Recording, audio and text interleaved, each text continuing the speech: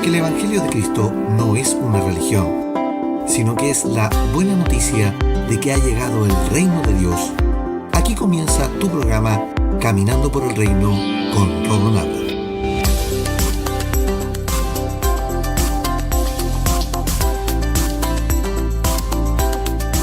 Bienvenidos a Caminando por el Reino, tu programa de enseñanza de la gracia a tu casa. Anteriormente en Caminando por el Reino, esta semana estamos conversando acerca de TR4, el tiempo de cumplimiento. Y en el episodio anterior aprendimos lo siguiente. 1. La palabra que usa para reforma Pablo en Hebreos capítulo 9, versículo 10, es diortesios, que literalmente significa reforma o enderezar lo torcido. Pues desde Adán y el pecado cometido, entró por él la contaminación y la consecuencia de desorden a este mundo. Por lo tanto, todo el orden divino se distorsionó en el tiempo. Segundo, cuando Cristo irrumpe en el tiempo cronos de los hombres, todo ya estaba torcido. La ley de Moisés transformada en religión. Habían corrientes doctrinales diferentes, como los fariseos, saduceos, celotes, escribas, etc. Cada una de estas tendencias tenían interpretaciones diferentes a las Escrituras y a su antojo, y no según el orden establecido por Dios. Tercero, Martín Lutero inició una reforma en el año 1517 para la Iglesia Católica, dando inicio al protestantismo. Sin embargo, él inició una reforma situado en la religión católica. No es posible reformar sin consultar cuál es el diseño original, cuál es el orden correcto. No es posible reformar desde la misma posición en la que se estaba. Es necesario cambiar de posición. Es necesario para reformar estar en Cristo y desde allí iniciar reformas. Los galos habían torcido la sana doctrina con un evangelio diferente. Es por eso que Pablo escribe en la carta a los Gálatas para enderezarlos nuevamente. Y cuarto y último, el tercer tiempo establecido en los tiempos de cumplimiento es el tiempo de restitución. Cristo trasladó los beneficios del jubileo al tiempo Kairos, y en esos beneficios está la restitución de herencia o bienes. Sin embargo, en el tiempo de restitución que establece Dios por medio de Joel capítulo 2, Dios mismo nos restituyó en Cristo lo que Adán perdió al desobedecer, que es la posición y derechos de hijo, y nos hizo herederos juntamente con Cristo. Qué glorioso es entender que la restitución de Dios nos dio el lugar de hijos nuevamente, y ser esto de coherederos con Cristo. Eso quiere decir que estamos en la misma condición de herencia y derechos que Cristo. Esto es muy potente, hermanos, porque Dios en su justicia nos da lo mismo, no siendo merecedores por nuestra competencia, sino por la gracia del Señor que es para con nosotros. Es importante entender que la restitución, este tiempo de restitución, está enmarcado como herencia y por ende es un derecho legal que en términos contractuales y legales Dios estableció. Miremos cómo actuaba la ley o el viejo pacto en términos de la restitución. La Biblia nos habla que si alguno es sorprendido en algún hecho como robo o cualquiera de esta índole, el tal debería devolver o pagar 7 veces lo que había sido robado o defraudado. El proverbista Salomón nos dice en Proverbios capítulo 6, no tienen en poco al ladrón si hurta para saciar su apetito cuando tiene hambre, pero si es sorprendido, pagará 7 veces, entregará todo el haber de su casa. Hebreos capítulo 6, versículo 30 y versículo 31 en la versión Reina Valera. Entonces, si en la ley la restitución era 7 veces, ¿cuánto es en este tiempo la restitución que Dios ha fijado? Debemos entender primero una cosa. La restitución de este tiempo no tiene que ver con bienes materiales, pues Adán, por causa del pecado, no perdió bienes materiales. Dios lo puso en el huerto, un huerto que es de él, y en ese huerto puso a Adán a administrarlo. Esto está en Génesis capítulo 2, versículo 8. Por lo que al ser expulsado del huerto, no pierde bienes, sino el sitial de privilegio que Dios lo había puesto.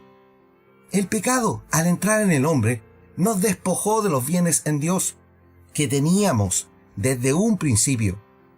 Es por eso que Cristo nos invita al despojo de lo material, en otras palabras, a renunciar a los bienes materiales de este mundo, para obtener bienes celestiales.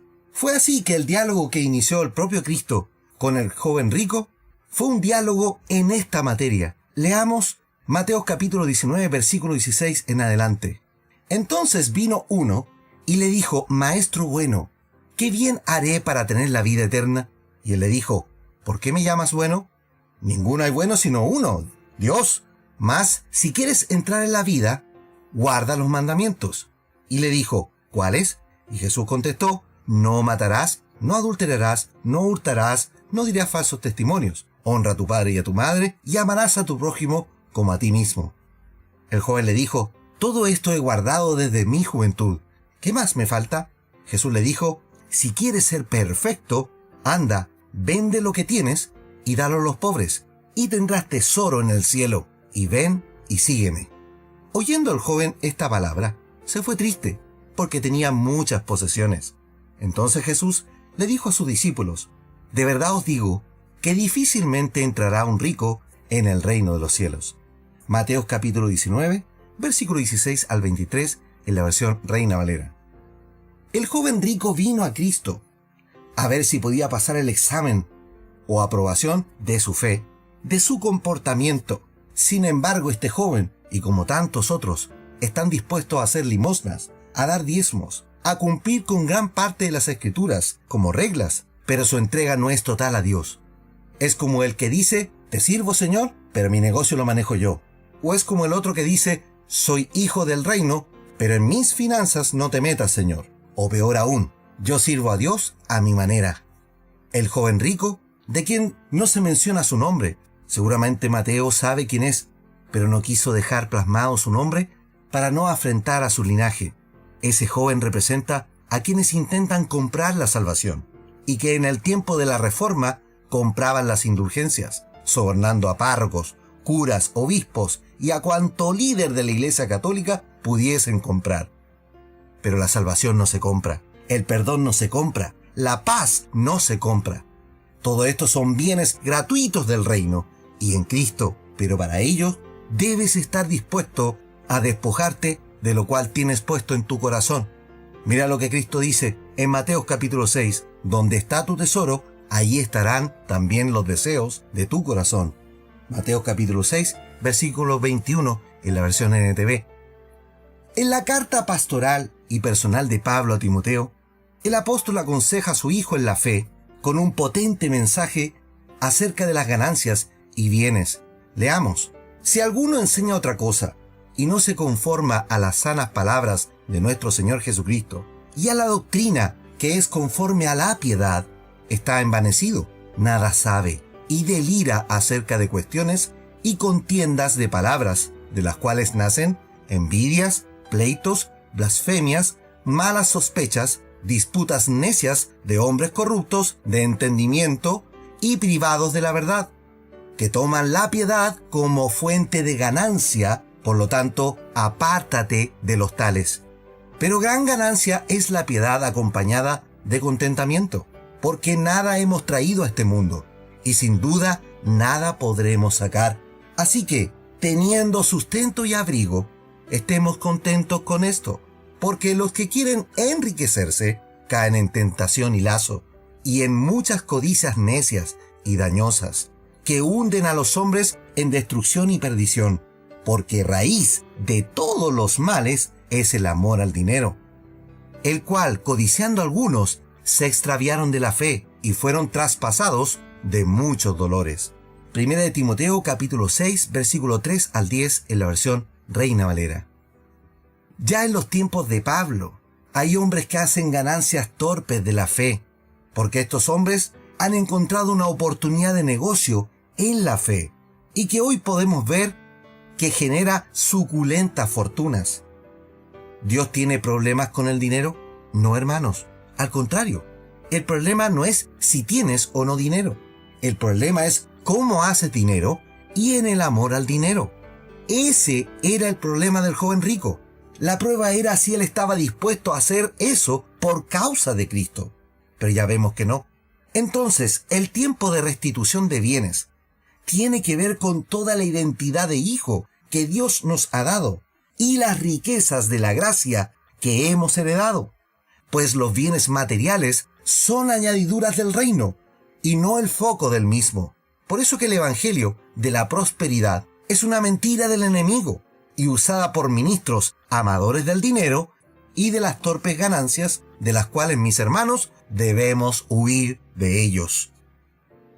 Y finalmente, el cuarto tiempo que tenemos en este tiempo de cumplimiento en Cristo es el tiempo de refrigerio. Por eso la lección de toda esta semana se ha llamado TR4, pues tenemos 4 tiempos muy importantes de cumplimiento: el tiempo de restauración, el tiempo de reforma, el tiempo de restitución y el tiempo de refrigerio. Estos 4 tiempos de cumplimiento son el vehículo que la iglesia debe usar hoy en el kairos divino establecido por Dios por medio de Cristo.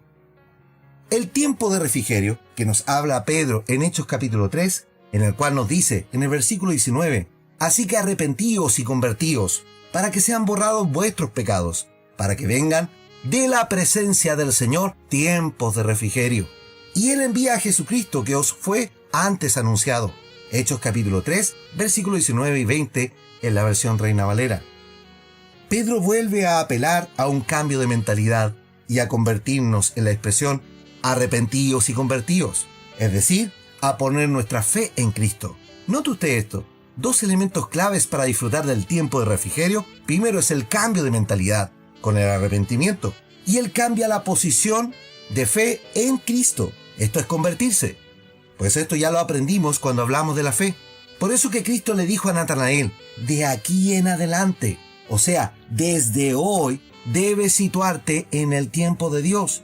Desde esta posición de tiempo, nosotros actuamos e influimos en el cronos, y no desde el cronos interpretamos el kairos divino. Este cambio de enfoque determina en dónde tú estás, si en el tiempo de Dios o en el tiempo de los humanos en la tierra. Por eso que aunque los tiempos anuncien crisis, tú y yo estamos en Cristo. No existe crisis estando en Cristo Jesús. Ya no debemos orar que los cielos se abran, pues estamos en el tiempo en que los cielos permanentemente están abiertos. Esto es, en el tiempo de cumplimiento. La palabra griega usada para refrigerio en este pasaje de la Escritura es anasupsis, que significa recuperar el aliento, revivir, refrigerio o refrescar. Por ello que el refrigerio comenzó cuando vino el derramamiento del Espíritu Santo en el día de la fiesta de Pentecostés, pues el Espíritu Santo es el que da el refrigerio, y ese día fue en más de 120 almas. Pero este movimiento antes fue iniciado por nuestro Señor, siendo el precursor de esto al decir: el Espíritu Santo está sobre mí por cuanto me ha ungido, y finaliza en el pasaje: para predicar el año agradable, para comenzar a anunciar en el tiempo de refrigerio del kairos lo que habría de venir para nosotros, tiempos de refrigerio. Qué maravilloso, ¿no? La palabra refrigerio da origen a la palabra refrigerador. Y un refrigerador es un electrodoméstico diseñado para conservar frescos los alimentos en él. No importa la temperatura exterior, el refrigerador va a conservar frescura en el interior, pues todo su mecanismo depende de un aparato llamado termostato. Y el termostato es quien regula la temperatura interior, midiendo la temperatura exterior por medio de un termómetro. Hoy tenemos iglesia con mentalidad de termómetro. Medimos los tiempos del cronos a nuestro alrededor, pero no tomamos ninguna acción. Las crisis nos invaden, los miedos nos apresan, la comodidad nos tiene anclados a un culto religioso y sin objetivo. Mentalidad de termómetro. Pero este tiempo de refrigerio es para tener activo el termostato que Dios nos ha entregado, pues el termostato divino en nosotros nos permite conservar la frescura del Espíritu Santo en nuestras vidas. retener las arras y garantías en nuestro interior y transformar el entorno, no importando la temperatura exterior. Nuestro interior se siente fresco por la frescura que nos otorga el Consolador, el Espíritu Santo, en nuestras vidas, en este tiempo de refrigerio. Gloria al Señor. Yo no sé si tú quieres seguir viviendo en el tiempo Cronos y seguir en crisis, en seguir invadido por las temperaturas altas provocadas por la iniquidad suelta en el mundo, por los conflictos entre diversos dogmas y religiones, por los conflictos políticos, por la violencia y por tantos otros males que hoy día invaden las calles, nuestras ciudades y entorno. El caos moral que hoy día vivimos. Yo no sé si tú quieres seguir en eso y no vivir en el Kairos divino, el cual tiene para nosotros y sobre todo para ti tiempos de restauración, tiempos de reforma, tiempos de restitución y tiempos de refrigerio. Yo sí quiero estar en ese tiempo agradable del Señor, en el tiempo en Cristo, en donde sí podemos impactar desde esta posición en el Kairos divino al Cronos que nos rodea. Amado hermano, esto requiere de un cambio de mentalidad. Requiere que dejes de actuar como un creyente y te conviertas en discípulo. Vivir en el Cronos solo te aportará ruina, solo te aportará rutina y frutos escasos en tu humanidad, en un éxito pasajero. Pero en el Kairos tenemos el TR4 para nuestras vidas, fruto abundante, frescura del Espíritu y herencia en Cristo Jesús. Aleluya. Oremos al Señor. Padre Celestial, te doy gracias por haber finalizado esta semana en las cuales estamos entendiendo el tiempo en el cual estamos. Tú viniste a entregar el año agradable, el Kairos divino, el tiempo oportuno para nosotros. Y en ese tiempo fijaste beneficios para tus hijos, beneficios que hoy podemos disfrutar, que por nuestra ignorancia no hemos sabido hacerlo.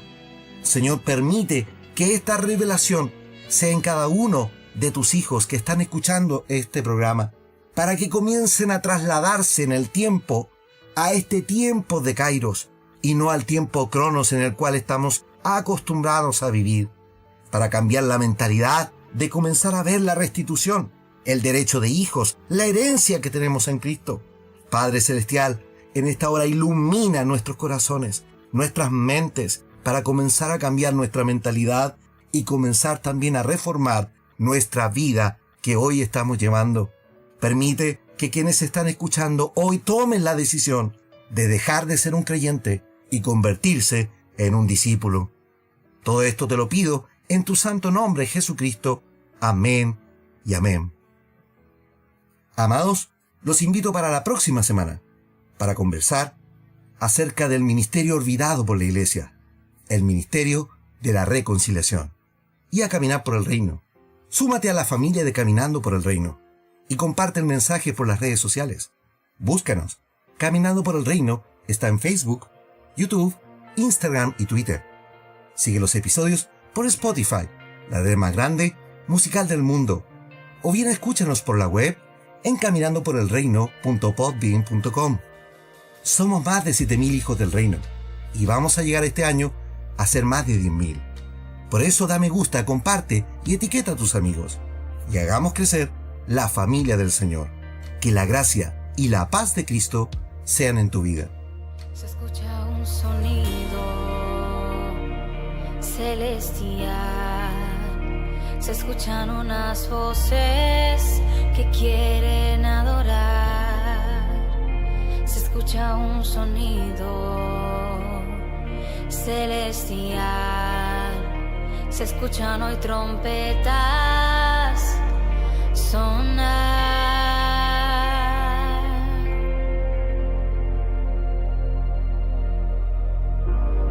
Establecemos su reino, establecemos su reino, establecemos su reino, papá.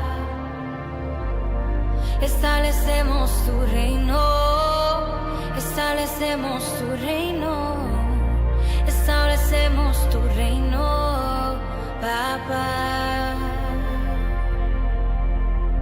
Se escucha un sonido celestial. Se escuchan unas voces que quieren adorar. Se escucha un sonido celestial. Se escuchan hoy trompetas sonar. Establecemos tu reino. Establecemos tu reino. Establecemos tu reino, Papá. Establecemos tu reino. Establecemos tu reino. Establecemos tu reino, Papá. Lléname, Señor. Lléname, Señor, de tu presencia. De tu presencia. Lléname, Señor. Lléname, Señor, de tu presencia. De tu presencia.